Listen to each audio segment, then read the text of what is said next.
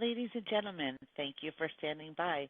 Welcome to Canadian Solar's second quarter 2022 earnings conference call. My name is Sherry, and I will be your operator today. At this time, all participants are in a listen-only mode. Later, we will conduct a question-and-answer session. As a reminder, this conference is being recorded for replay purposes. I would now like to turn the call over to Isabel Zhang, Investor Relations Director at Canadian Solar. Please go ahead. Thank you, operator, and welcome everyone to Canadian Solar's second quarter 2022 conference call. Please note that we have provided slides to accompany today's conference call, which are available on the webcast as well as Canadian Solar's Investor Relations website within the Events and Presentation section. Joining us today are Dr. Shawn Qu, Chairman and CEO, Yan Zhuang, President of Canadian Solar's majority-owned subsidiary, CSI Solar, Dr. Huifeng Chang, Senior VP and CFO, and Ismael Guerrero, Corporate VP and President of Canadian Solar's wholly-owned subsidiary, Global Energy. All company executives will participate in the Q&A session after management's formal remarks.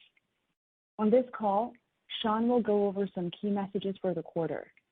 Yan and Ismael will respectively review the highlights of the CSI Solar and Global Energy businesses, followed by Huifeng, who will go through the financial results. Shawn will conclude the prepared remarks with the business outlook, after which we will have time for questions. Before we begin, may I remind listeners that management's prepared remarks today, as well as their answers to questions, will contain forward-looking statements that are subject to risks and uncertainties. The company claims the protection of the safe harbor for forward-looking statements that is contained in the Private Securities Litigation Reform Act of 1995. Actual results may differ from management's current expectations. Any projections of the company's future performance represent management's estimates as of today. Canadian Solar assumes no obligation to update these projections in the future unless otherwise required by applicable law. A more detailed discussion of the risks and uncertainties can be found on the company's annual report on Form 20-F filed with the Securities and Exchange Commission. Management's prepared remarks will be presented within the requirements of SEC Regulation G regarding generally accepted accounting principles, or GAAP. Some financial information presented during the call will be provided on GAAP and a non-GAAP basis. By disclosing certain non-GAAP information, management intends to provide investors with additional information to permit further analysis of the company's performance and underlying trends. Management uses non-GAAP measures to better assess operating performance and to establish operational goals. Non-GAAP information should not be viewed by investors as a substitute for data prepared in accordance with GAAP. And now, I would like to turn the call over to Canadian Solar's Chairman and CEO, Dr. Shawn Qu. Shawn, please go ahead. Thank you, Isabel, and hi, everyone. Welcome, and thank you for joining us today. Let's turn to slide 3. This slide provides us a summary of our key performance metrics. We achieved strong results in the second quarter of 2022 with record solar module shipment of 5.1 gigawatt. Revenue for CSIQ came in at $2.3 billion, and gross margin was 16%. Our results were all at or exceeded the high end of our prior guidance. We also took another major step forward in cementing our leadership in the fast-moving storage segment with over 1 gigawatt hour of battery storage shipment in the first half of 2022. During the quarter, we remained focused on profitable growth, which has been a core tenet of Canadian Solar since its founding. I am pleased to report that we achieved Q2 net income attributable to Canadian Solar shareholders of $74 million, with diluted earnings per share of $1.07. Yan, Ismael, and Huifeng will go through our performance in more details. Before that, let me highlight 3 key messages. Please turn to page 4. First message, our capacity growth strategy, as highlighted last quarter, is firmly on track. We are expanding our strategy to incorporate upstream polysilicon capacity, which is expected to start production in 2024. By the end of 2022, we expect our ingot, wafer, and cell capacities to reach approximately 20 gigawatts each, and module capacity to reach 32 gigawatts. We are also introducing our capacity expansion plan through the end of 2023. We expect ingot and wafer capacity to reach 25 gigawatts, cell capacity to reach 35 gigawatts, and module capacity to reach 50 gigawatts.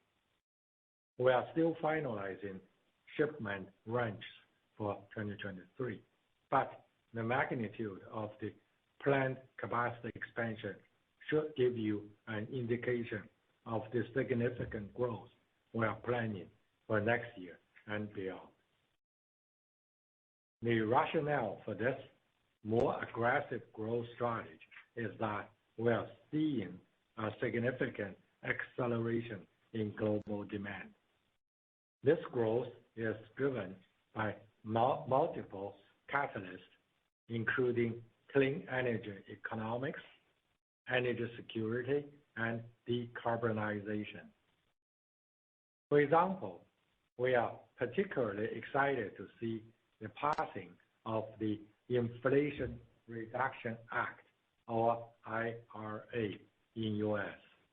We believe it will drive a significant acceleration in demand for clean energy in U.S., solar energy and battery storage in particular, and we are one of the best positioned companies to capture this growth. Canadian Solar is one of the strongest global clean energy brands with established channels, large project pipeline, strong customer relationships, and an unparalleled track record. We believe we are seeing a once-in-decade opportunity to gain global market share and further enhance our long-term defensive competitive advantage. To achieve that, great control over our technology, cost, and supply chain is critical. This is why we made the strategic decision now to invest into polysilicon capacity as well. While we are still believing that polysilicon pricing will ultimately come down, we believe that directly control our supply chain is critical to our long-term competitiveness from a cost, supply security, and decarbonization standpoints.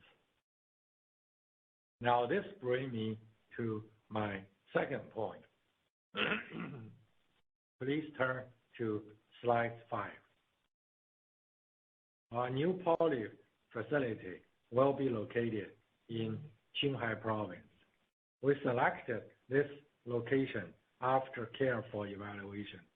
Of note, renewable energy accounts for approximately 90% of the electricity in this province.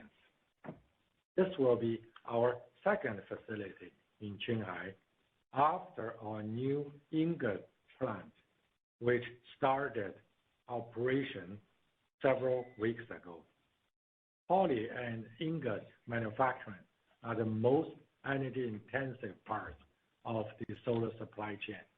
Using renewable energy to power these processes will contribute to our decarbonization goals and reflect our position as an industry leader. We expect to power our entire global operation with 100% renewable energy before 2030, which will serve as an important milestone in our drive to reach carbon neutrality. You can find additional details of our environmental efforts and performance in our latest ESG sustainability report, which we published last month, which is available to download on our website. Now please turn to slide 6. In summary, our board and management teams confident in making this capital-intensive investment reflect the strong business case we see both over the immediate and long term. The timing and pace of this investment will be linked to the timing of the carve-out IPO of our CSI Solar subsidiary. We remain in the registration process with China Securities Regulatory Commissions, or CSRC. The process has been delayed somewhat, but we are on track and will update you on progress achieved as we move forward. With that, let me now turn over to Yan, who will provide more details on our CSI Solar business. Yan, please go ahead. Thank you, Shawn. Please turn to slide 7. In Q2, the CSI Solar division delivered 5.1 gigawatt of solar module shipments, 800 megawatt hour of battery storage shipments, and $1.8 billion in revenue. These were all record numbers for us. From a profitability standpoint, gross margin improved by 140 basis points to 15.9%, or up 65% sequentially to $290 million. There are several reasons to our improved performance. First, we benefited from higher than expected volumes and higher pricing. Demand from our end markets has been incredibly strong despite the increasing in pricing. Second, we will recall that we strategically increased our inventory during the first quarter when polysilicon pricing was more favorable. This decision helped us support growth while keeping our cost of goods sold within control. This dynamic will be more difficult to achieve in Q3, but we continue to actively manage our supply chain. We also continue to benefit from our ongoing efforts to reduce manufacturing processing costs. Third, our gross margin also benefited from currency fluctuations led by the strong US dollar relative to the RMB, which was partially offset by the weaker euro and other currencies relative to the US dollar. Lastly, unit shipping costs have continued to come down, but it was offset by a temporary increase in inland freight due to the COVID lockdowns in China during Q2.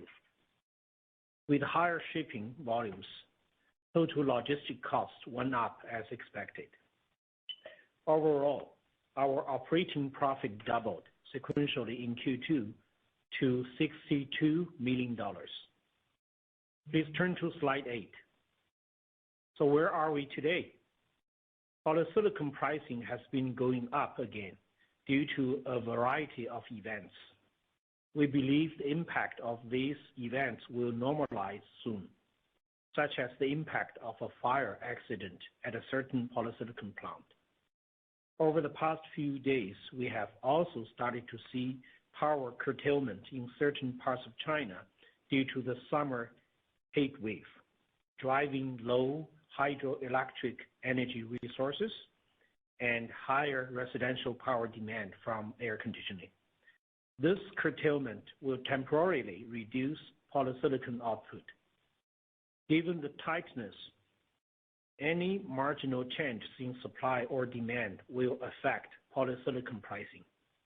However, based on what we know today, we believe supply and demand of polysilicon will be more in balance towards Q4, as meaningful polysilicon capacity expansion will eventually drive a decline in polysilicon pricing. Logistics costs should also continue to improve, barring any unexpected shocks to the global shipping infrastructure. Please turn to slide 9. Our battery storage, as Sean mentioned, we delivered 800 megawatt-hour this quarter. This is our largest quarter to date, with over 1 gigawatt-hour delivered for the first 6 months. We remain on track to achieve our full-year target of 1.8 to 1.9 gigawatt-hour.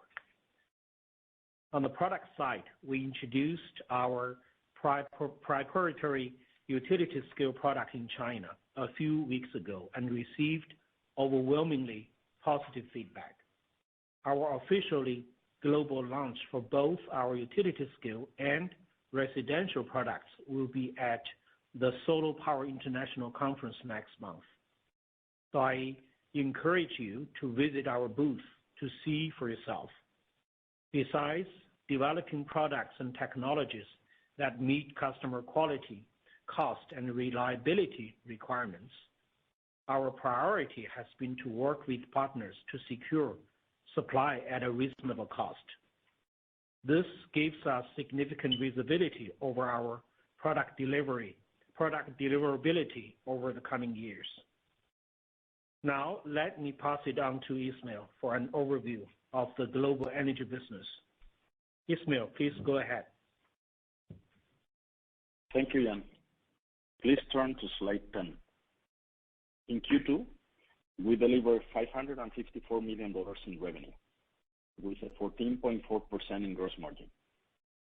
This marks our highest quarterly performance since 2018. We sold approximately 880 megawatts in power projects across Australia, the US, Japan, and the UK, monetizing both fully constructed as well as earlier stage projects. I'm grateful to lead an incredible global team for making this happen and appreciate our equity and banking partners for their trust in Canadian Solar. We also achieved significant growth in our global project pipeline, with 26 gigawatts of solar and 31 gigawatt-hours of battery storage. The contracted pipeline was 5.3 gigawatts and 3.1 gigawatt-hours respectively, which were all construction projects, plus more than 90% of backlog projects shown on this slide. These are late-stage projects that have close to 100% success rates. This quarter, to help you better understand the quality of our global solar and battery storage development platform, we are making a small adjustment on our pipeline definitions. We are breaking out what we previously called pipeline to advanced pipeline and early stage pipeline. Advanced pipeline are projects that have secure or have more than 90% certainty of securing an interconnection agreement, while early stage pipeline are projects owned and controlled by Canadian Solar that are still in the process of securing interconnection. The reason we are making this distinction is that we believe access to the grid network will be one of the key drivers of competitive advantage in our business. In the past, this used to be a developer's ability to contract PPAs or fees. However, with the growing deployment of intermittent sources of electricity, a higher incidence of extreme climate events, and geopolitical uncertainties, our ability to secure reliable interconnection points will be a key driver of our long-term success. As of Q2, we had 15.6 gigawatts of solar and 13.7 gigawatt hours of storage interconnection points globally. The pipeline expansion we are achieving give us significant runway for growth in the coming years and allow us to be more selective in developing the highest quality assets. This is particularly true in the U.S. market with the passing of the IRA, where our recurring energy subsidiary has a total of 8 gigawatts of solar and 16.5 gigawatt hours of battery storage project pipeline. While it is too early to quantify the magnitude of the benefit from the IRA, it will both directly impact our existing projects and help drive faster growth in our overall U.S. pipeline. Please turn to slide 11. Let me now update you on the significant progress in our operations and maintenance, or O&M strategy, to increase our share of a stable recurring income. We now manage over 3 gigawatts of operational projects under long-term O&M agreements and have an additional 2.4 gigawatts of contracted projects expected to reach COD soon. In line with our growth strategy, we recently invested in a Spain-based O&M provider, which will allow us to further accelerate our O&M growth across Europe. Our O&M platform will continue to grow through a combination of organic opportunities and bolt-on acquisitions. All of this give us confidence as we execute to our target of 20 gigawatts under operation by 2026. Now, let me turn the call over to our CFO, who will go through the financial results in more detail. Hufan, please go ahead. Thank you, Ismael. Please turn to slide 12. In Q2, we delivered record quarterly revenue of $2.31 billion, exceeding our guidance. Q2 benefited from both volume and price increases in module shipments and a higher contribution from our battery storage shipments and project sales. Q2 gross margin was 16%, which also exceeded our guidance. The margin improvement was led by a combination of higher pricing, lower manufacturing and inventory costs, and a high return on quality projects. Selling and distribution expenses were up by 45% sequentially, primarily due to higher shipping costs associated with our higher sales volume. General and administrative expenses increased primarily due to a non-recurring $50 million impairment of certain aged manufacturing assets. Research and development expenses increased by 36% sequentially due to the timing of our R&D investments. The net foreign exchange and the derivative gain was $6 million compared to $3 million in Q1. The benefit was mainly driven by the strong U.S. dollar relative to the RMB. As you know, the majority of our revenues, as well as our reporting currency, are in U.S. dollars, whereas most of our costs are in RMB. Total net income was $89 million, and the net income attributable to Canadian Solar shareholders was $74 million.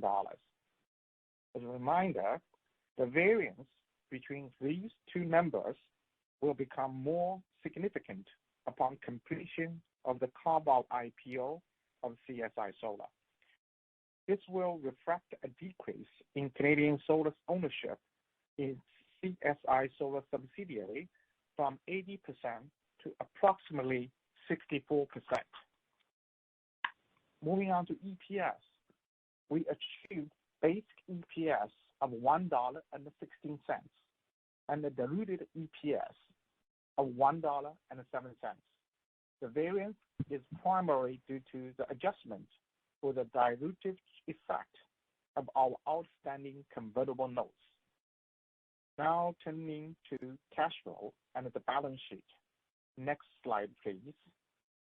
In Q2, we generated around $290 million in operating cash. We maintained our inventory and accounts receivables mostly flat quarter over quarter. Despite the significant increase in sales, this allowed us to reduce our inventory days by more than a third.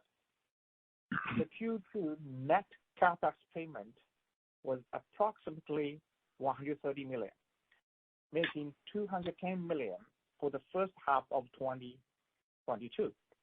Our full year 2022 net CapEx expectations remain unchanged at $850 million, which means we expect the bulk of our spending to be in the second half of this year. We ended Q2 with a total cash balance of $1.95 billion, giving us the financial dry powder to invest in growth opportunities while managing risks. Total debt was largely unchanged at $2.7 billion, with mixed changes as some long-term project debt rolled off with our project sales. 4 months trading net debt to EBITDA, excluding restricted cash, declined to 2.9 times from 4.1 times the prior quarter. Now let me turn the call back to Shawn, who will conclude with our guidance and business outlook. Shawn, please go ahead. Thanks, Huifeng. Let's now turn to slide 14.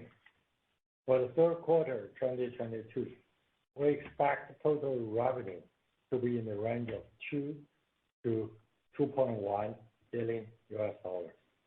Gross margin is expected to be between 15 and 16.5%, reflecting the positive contribution from the increased level of vertical integration, including our new ingot, wafer, and cell capacities.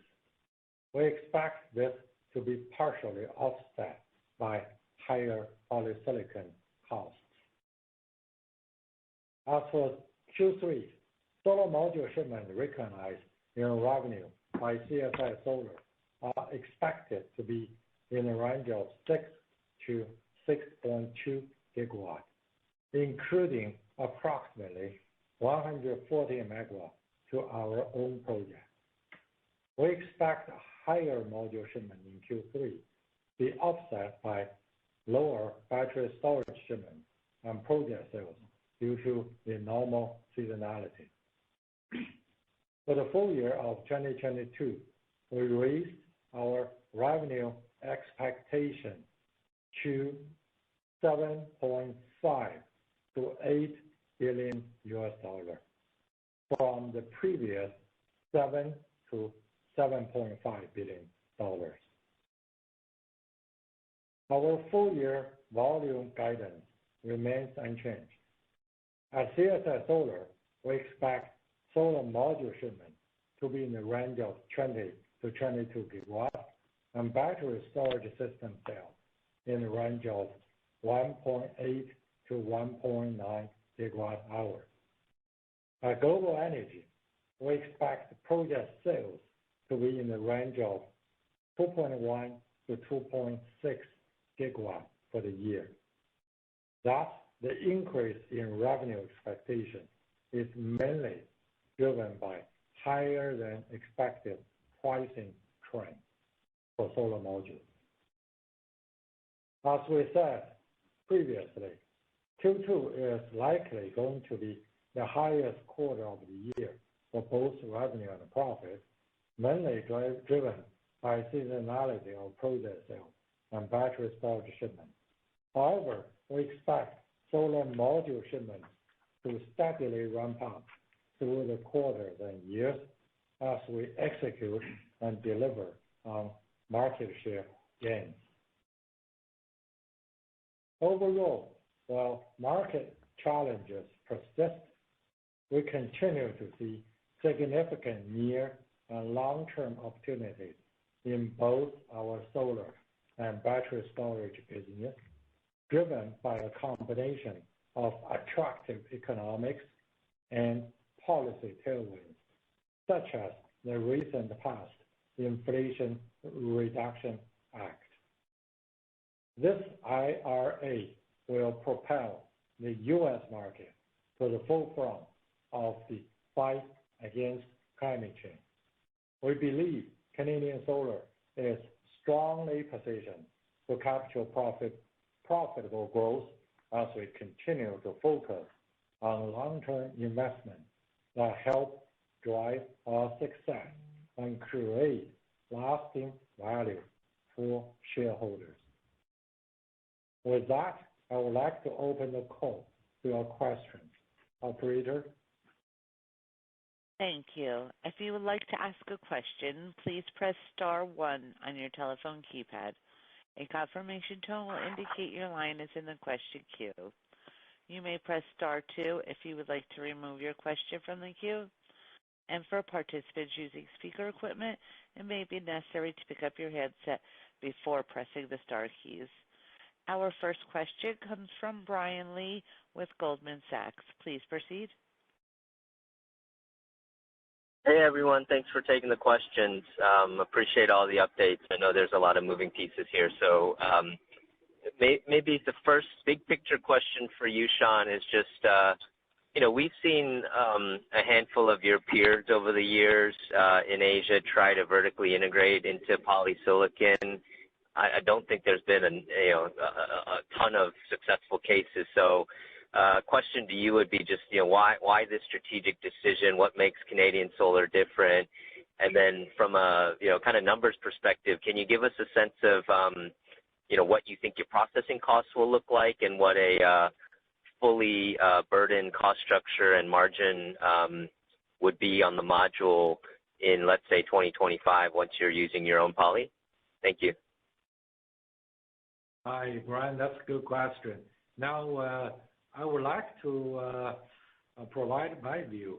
And your observation is that companies going vertical integration into polysilicon, you have not seen success. My observation is that the effort to vertical integrate to the poly side, by the module companies, that trend just started. That's why you haven't seen successful case yet. In the past, indeed, poly seems to be a separate step from the solar module processing value chain. Most of the so-called vertical companies start from ingot and then wafer, cell, and module. And poly seems to be a different business. That's why you haven't seen the example of that kind of vertical integration. But it doesn't mean it won't be successful.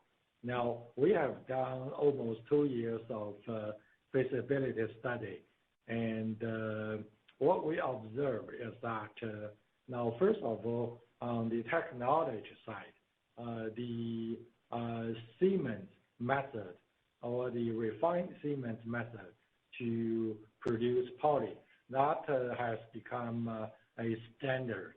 There are standard design institute, for example, in China, which handles the factory design for almost everybody, from the current poly-only makers to the newcomers.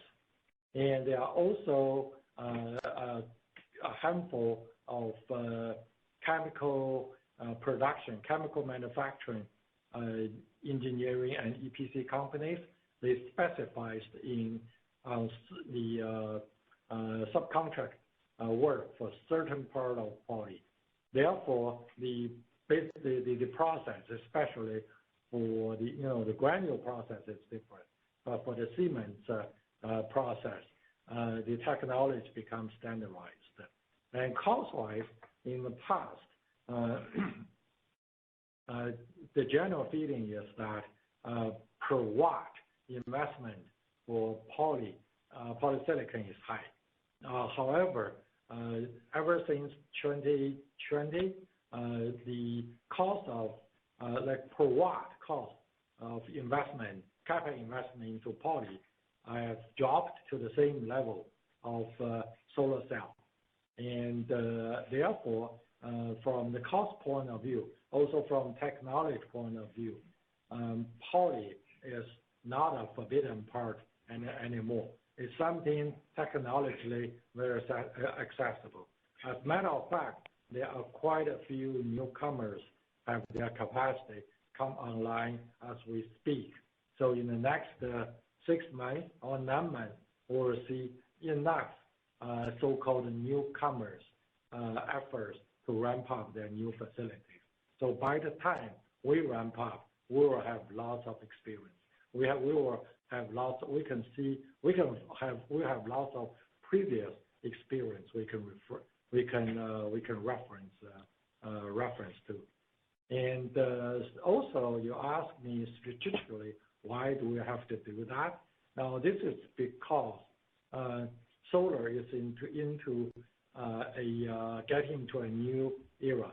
In the past, we say the annual new solar installation is in the range of 100 to 200 gigawatt. However, we are seeing that the annual installation level, we believe it will grow. It will grow significantly in the next 10 years, let's say. I would like to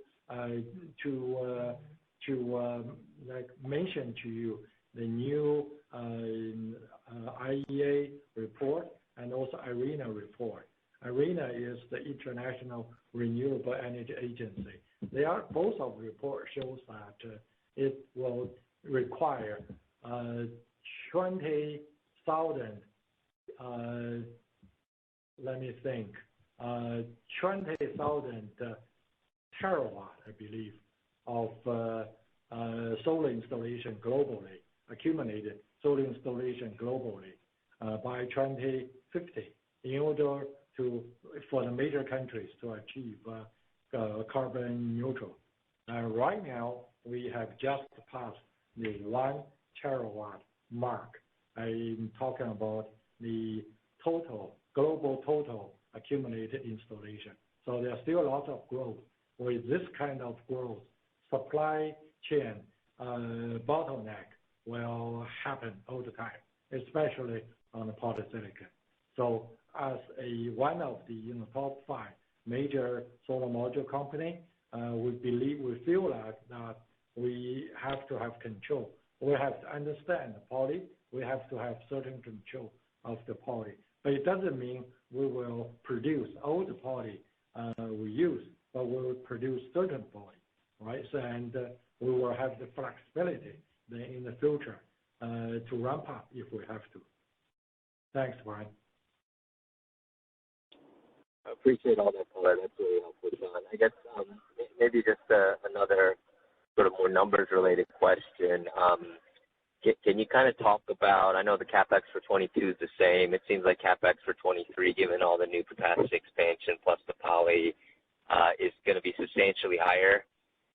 Can you give us a preliminary sense of, how much CapEx we should be budgeting in 23 for you guys, and then where the funding will come from that? I guess it seems like, you've got a good cash balance here, but you may be, not generating free cash flow in the next couple of years with the high CapEx burden. So, 2 questions there. I guess what's the CapEx for 23 ballpark, and then where's the funding that you're planning for this? Thank you, guys. Oh, thanks, Brian. I would like Huifeng to answer this question. Huifeng? Hi, Brian. This is Huifeng. Before I talk about CapEx for 2023, let me reflect what is happening in 2022.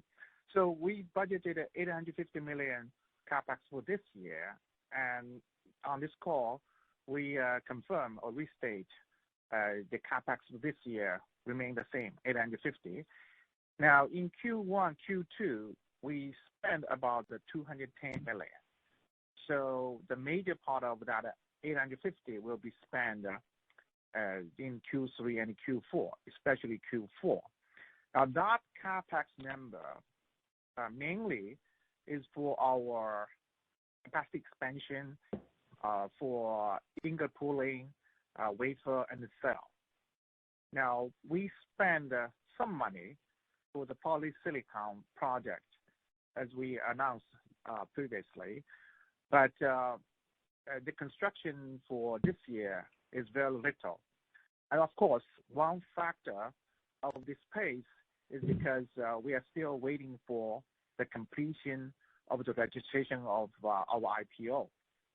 So we expect this IPO done this year, and then starting from early 2023, we will accelerate the investment in the polysilicon project. Exactly how that dovetails with our module expansion, that we are still in the planning stage. So we will give an update when we come close to the end of the year and also after completion of our IPO. I hope that answers your question. Thank you. Yeah, Brian. Okay, fair enough. And Brian, I guess on the funding, is it all going to be with the IPO, or is there some additional debt or equity being considered here? First of all, for every $100 capex, we only need to take $30 from our bank account, and the other $70 can be financed with the local banks. So the capex number sounds a big one. However, consider we have about $2 billion of cash. We still have enough capacity to fund our expansion, excluding the polysilicon project. I mean, the expansion for interpooling, wafer, and cell. For that, we have the funding prepared. Now, for the polysilicon project, that's a different story. That will very much depend on the pace of the IPO.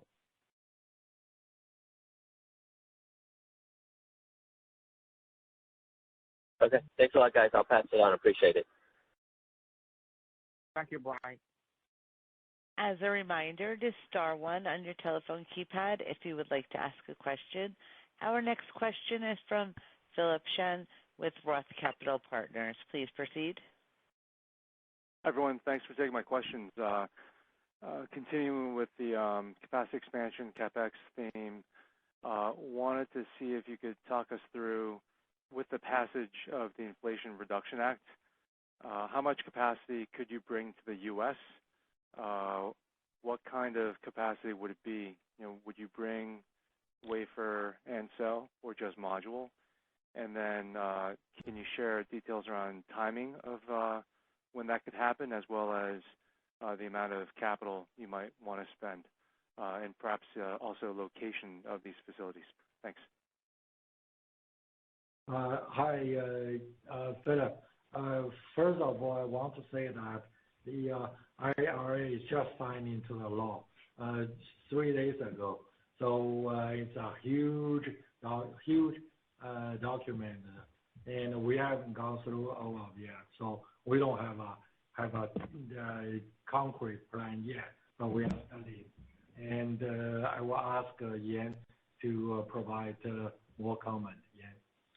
Well, Sean, you have said you have told him us the status. Yes, we are actively assessing the study the numbers and on both benefit and cost side, and also the uncertainties and risks moving forward on this topic.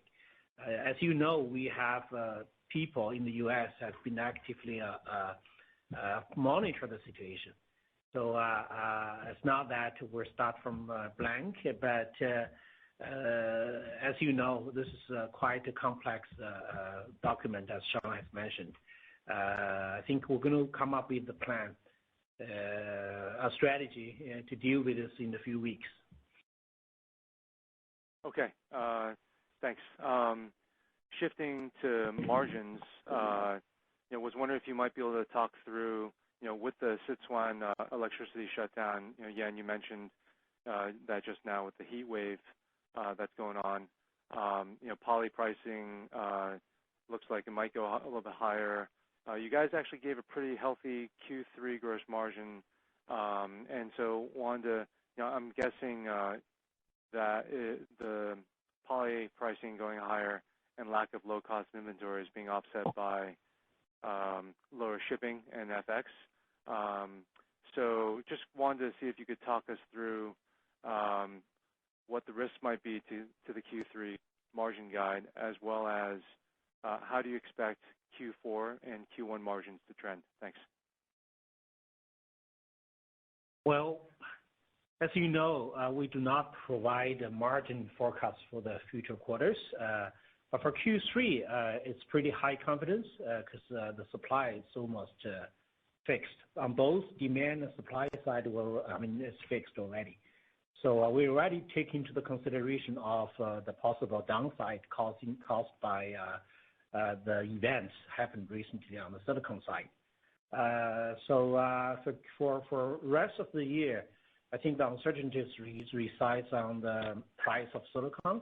But I think, as I already mentioned, the events we're seeing today, recently, is temporary. I think moving into September, the expansion of silicon and will continue to flood in and to coming in, and I think it will reach reasonable, more rational balancing in the industry. So as you know, the market is now, our industry is quite price elastic. So I don't see an extreme movement on the silicon pricing and the installation volume. It's going to reach to a certain balancing. So we already considered all the possibilities and on our guidance. Okay, thanks, Yan. And then one last question for me. Back to the CapEx in 23 question. Huifeng, can you just give us a rough number of what that could be? I mean, with the poly expansion plan, I mean, it's roughly $9 billion. And this year in 22, it's about $850 million. I mean, is 23 a $4 to $5 billion number? Or are you not going to make the decision on that until you finalize and have a very clear success situation with the China IPO? Thanks. Phil, I think let's do that on the next earnings call. Okay, got it. Thanks, guys. I'll pass it on. As a reminder, it is star one on your telephone keypad if you would like to ask a question.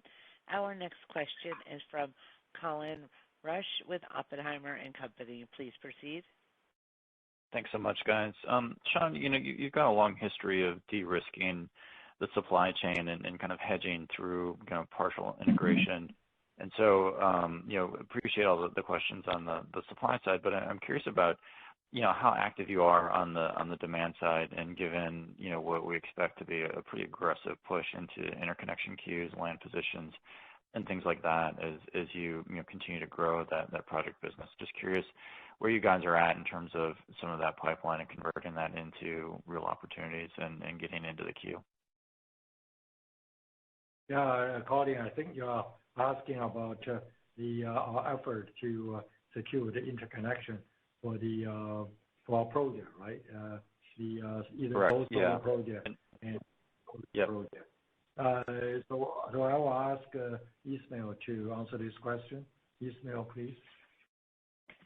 Sure. Thank you, Colin, for the question. Look, our track record is pretty good. What we are seeing is that we are experiencing, due to the COVID, lately some delays on replies and all these things, but we are pretty confident that sooner or later all our pipeline will turn into successful projects. I mean, and we keep on growing. So I think we have a bright future ahead. Okay, I'll ask some more detailed questions offline then. And then can you give us an update on what's going on with PPA pricing? Surely there's been some movement on that with inflationary pressures, demand, and whatnot. I guess I'm curious how you guys are approaching that, just philosophically and strategically, in terms of raising prices and getting yourself into a position to have some sustainable margin there at the project level. Look, the PPAs are getting a little bit more. Yeah, sorry, Sean, I went ahead that again. You want to take it yourself?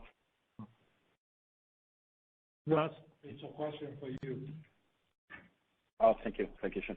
So, look, what we are seeing is that the PPA contracts are getting a little bit more complicated in their terms, and to reflect provisions that protect us mainly from inflation and interest rate drops and things like that. So the approach we are taking ourselves is we are fine on having a period at the beginning where we might go merchant if the price is too high on the merchant markets, and the PPA can kick in a year or two later, the general terms of the PPA, or if the markets are very high, we have the right to renegotiate the contract for those years. This is the approach we are taking. So what we are seeing is that the PPAs are getting adjusted to what is happening in the market in general, and we keep on seeing PPAs moving up. That's what we are seeing. It's true also that the terms are getting a little bit shorter. It's very weird to see now 20 years PPAs, 17 years PPAs. We are seeing much more 10 years ones. That's super helpful. Thanks so much, guys. Our final question comes from Praneeth Satish with Wells Fargo. Please proceed. Thanks. I just really have one question. I guess with the tax credits here tied to the Inflation Reduction Act in the U.S., does that change your capacity expansion plans at all to maybe build some of that manufacturing here in the U.S. versus building it all in China? How do you compare the two regions now that the U.S. is providing a lot more support for solar manufacturing? Oh, hey, this is Yan. Yes, we are actually reviewing again once again our plan on the future capacity expansion to supply to the U.S. market. So as you know, we're now using Thailand and Vietnam as a base to supply to the U.S. With cell and module capacity. And the RRA just passed 3 days ago, and it's a huge document with a lot of information details. And we're still deep diving that document. The team is working on that. And we'll have many meetings going through all the details and the benefits, the costs, and the risks and uncertainties. And we're going to have to clarify a lot of things, making judgment calls on other things. So as you know, we've been monitoring the U.S. Policy trends for a few years already, and so it's not something strange or shocking to us, but we try to make the best decision to better support the U.S. market and to service our customers in the U.S. Got it. Thank you. Thank you. At this time, I would like to turn the call back over to Canadian Solar CEO, Dr. Shawn Qu, for final closing comments. Oh, thank you. And also thanks everyone for joining us today and for your continuous support. If you have any questions or would like to set up a call, please contact our investor relations team. Take care and have a nice day. Thank you. This does conclude today's conference. You may disconnect your lines at this time, and thank you for your participation.